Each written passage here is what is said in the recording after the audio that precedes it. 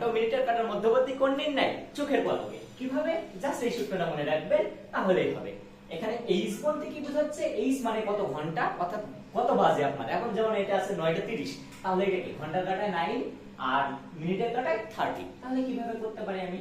ফার্স্টে মডুলাস দেব। মডুলাস দেওয়ার এই কারণ, ভিতরে যদি মাইনাস হয় তাহলে সেটা কি হয়ে যাবে? প্লাস হয়ে যাবে। 11 ইনটু কত? 30 মিনিট আছে, 30 ডিভাইডেড বাই 2। এই ক্যালকুলেশন কিন্তু আপনারা ইজিলি করে ফেলতে পারেন। তবে হ্যাঁ, একটা জিনিস মনে করতে হবে, কাঁটা ঘড়ির ক্ষেত্রে দেখেন দুইটা করে কোণ তৈরি হয়।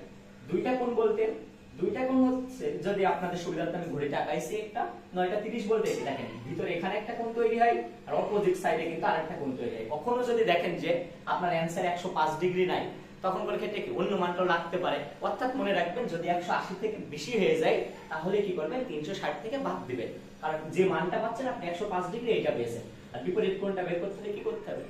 360 মাইনাস যে অ্যানসারটা পাবেন আপনি সেটা করলে